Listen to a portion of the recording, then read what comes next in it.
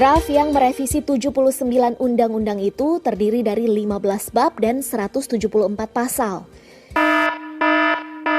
Hidup di Indonesia serba aneh, jadi kerjaan susah, giliran dapat kerja malah dikerjain sama pemerintah. Loh, ini nih yang kalian tunggu-tunggu, Omnibus Law. Omnibus Law, kena law. Dari sekian ratus pasal itu, persoalan ketenaga kerjaan paling ramai diprotes oleh serikat pekerja di berbagai daerah. Ini RUU Cipta Lapangan Kerja diplesetin sama Twitter jadi RUU Cilaka. Anjir, lucu banget nih. Sampai-sampai Pak Deng revisi namanya tuh jadi Undang-Undang Cipta Kerja. Kritik muncul terhadap 5 hal yang dibahas di klaster ketenaga kerjaan. Mulai dari hubungan kerja, waktu kerja, pengupahan, PHK dan pesangon, serta tenaga kerja asing. Sesuai namanya, RUU ini berpotensi bikin cilaka para pekerja, Jo. Untuk sistem hubungan kerja misalnya, dihapuskannya pasal 59 Undang-Undang Ketenagakerjaan tentang perjanjian kerja waktu tertentu alias kontrak dan diubahnya pasal 56. RUU Cilaka bisa bikin pekerja outsourcing alias pekerja kontrak makin marah.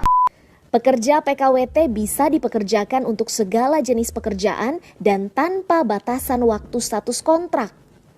Di undang-undang sebelumnya, outsourcing dibatasin, Jo. Cuman boleh di profesi tertentu. Security, cleaning service, catering, transportasi, sama pemborongan pertambangan.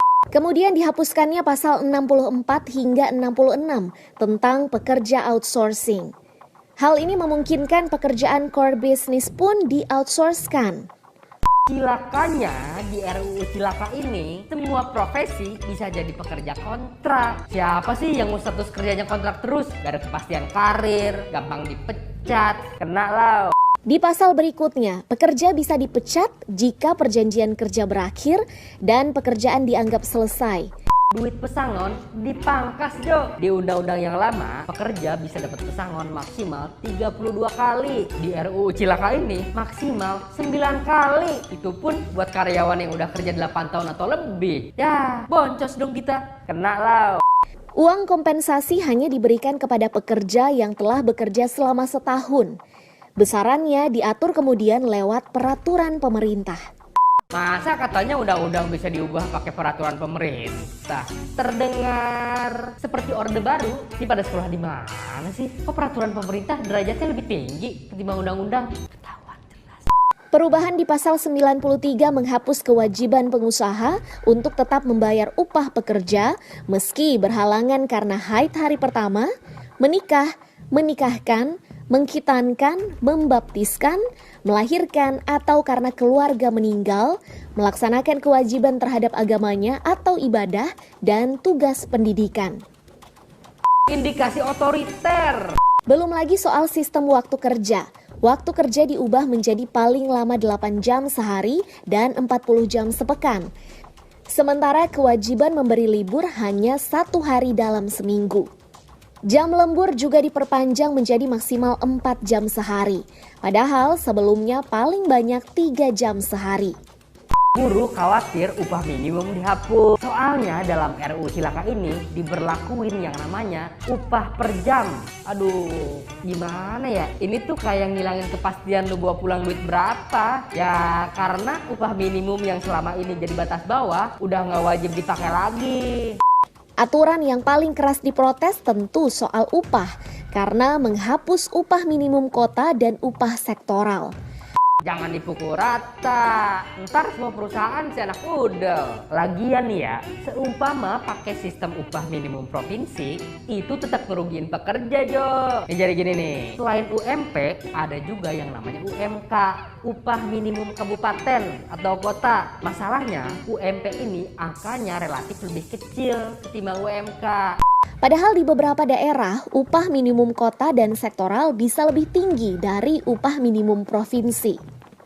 Kenaikan upah pun memungkinkan hanya berdasar pertumbuhan ekonomi tanpa mempertimbangkan inflasi.